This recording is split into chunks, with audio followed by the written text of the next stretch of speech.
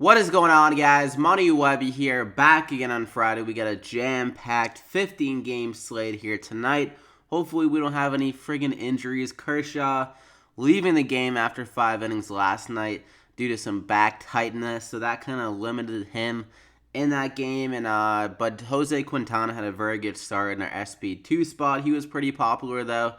And two of the hitters did really well. The other two did nothing. Segura and Renfroe got 18 and 16 points, both of them.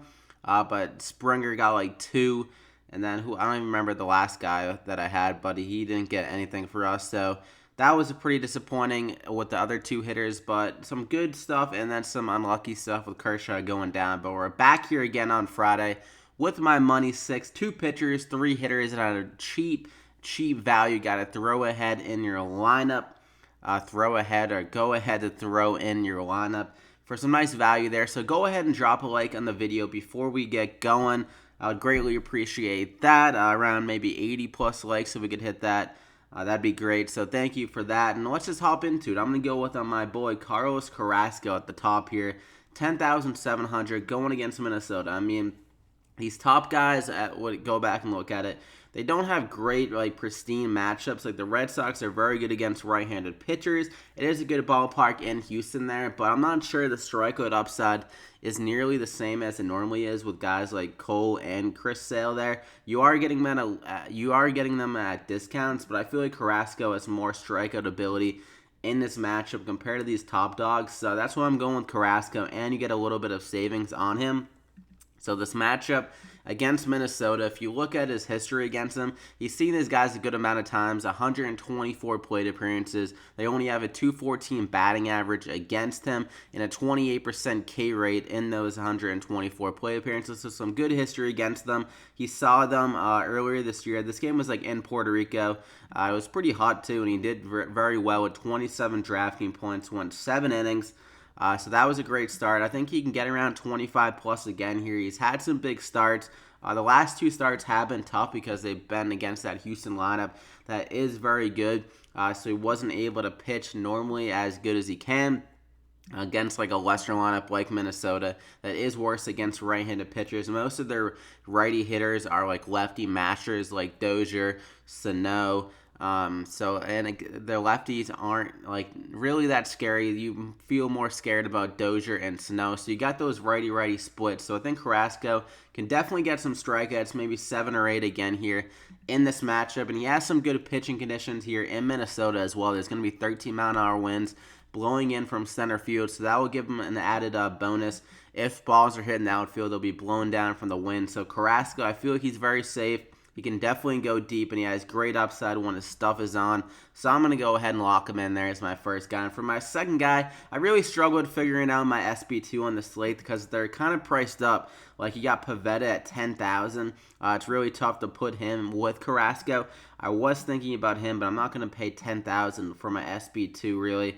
With a lot of high-end bats on the slate. So I'm going to go with Tyler MAHLE for the Cincinnati Reds. He's been up and down this season, but when his stuff has been on, he's been really good. Against Minnesota and Atlanta, 26 drafting points a piece in those 2 matchups. He got some good strikeouts, but in the last couple of games, he has had some really tough matchups, similar to Carrasco. He had to go to Coors Field there. He only gave up, he only got 5 drafting points, but it's tough to ask a lot out of a pitcher in Coors Field. Then he had to go to Wrigley against a very good Cubs lineup. So the last 2 starts, not very good. 5 and 12 drafting points, but this one was a little bit alarming against San Fran.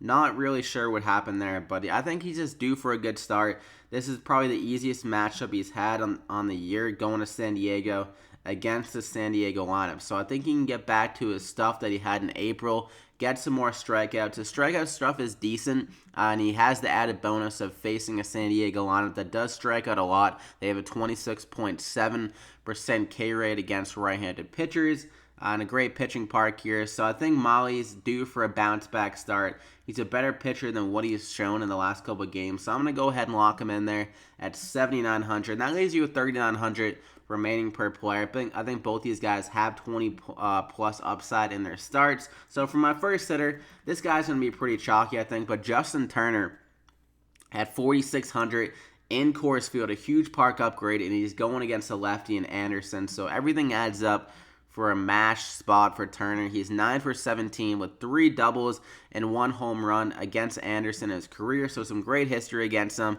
This is just a huge park upgrade for Coors Field from LA, which isn't very hitter friendly. So huge upgrade. Turner, he has a ton of hard contact and just great power against lefties. So I think this is a great spot for him to be able to take advantage of this park, hit a home run, maybe a few doubles, and just go berserk, I think, in this spot. So at 4,600, I'm going to go ahead and lock him in there. Another guy in a great home run ability spot is going to be Chris Davis at 4,500. Going against Ian Kennedy. The thing I like about this matchup is that Kennedy is a reverse split guy. He allows a good amount of home runs, and he's kind of worse against right-handed batters throughout his career. And the same goes for Chris Davis. He's worse against left-handed pitchers and actually better against right-handed pitchers. He gets a lot more home runs and power against righties. So everything adds up for Chris Davis. Good game. He's 4 for 12 with 2 doubles and a home run against Kennedy in his career.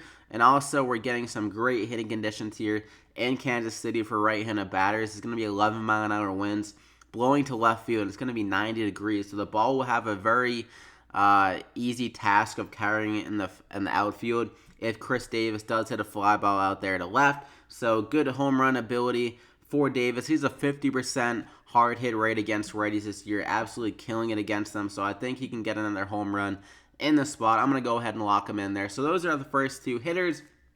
For my third guy, Ryan Braun, you can put him at first or in the outfield, but against a lefty here, another guy that's been great against lefties in his career. And another thing on top of that is that he's been stealing some more bases again this year. He has 6 on the season, and Santiago, the pitcher for the White Sox, can be stolen on. He's a lefty, but he has allowed a good amount of steals in his career, and also he's allowing a lot of home runs to right-handed batters, 2.3 home runs per 9 surrendered to righty bats this year. And we know that Braun's great against lefties. Like I said, a 250 ISO against them last season. He's kind of had a slow start this year, but the ball hasn't been really dropping for him. He's still hitting the ball very hard against lefties. The average just hasn't caught up. Kind of gotten lucky with just the ball not dropping his way. So I think he can get some better luck in this matchup against Santiago. He can get it done in multiple ways, similar like I mentioned with Segura yesterday, how he's great against lefties and he has that base stealing ability. I think the same goes for Ryan Braun here. He can get a stolen base against Santiago, and he can hit like a double or a home run against him. So I like that extra or that added combo for Ryan Braun. And 4,000, it's a nice price tag before he kind of gets it going, I think. So I'm going to go ahead and lock him in there as my third and final bat. So that is it for the core 5. You got Carrasco, MAHLE, I'm not even sure if I'm saying that right, but MAHLE, Ryan Braun, Turner, and Chris Davis. And for my value guy, JARROD DYSON here at 3,200, going against a righty, and he has another guy with great base stealing ability. He has 9 on the season and 43 games, so he has great speed. I believe he got like 28 last year. So Dyson, now he's in the leadoff spot as well. I was going to mention that. He got promoted to the leadoff spot. Peralta is really struggling up there, so they moved him down to the 5 spot. So with Dyson at that leadoff spot, we have the added opportunity of like more at-bats and just easier opportunity of getting a stolen base with him getting on first. So if he can just get like a single and a stolen base here and it's like first at-bat or just one of his at-bats, he's already returning value at 3,200. He's had some good success in the last 3 games. Like he got the stolen base just walking.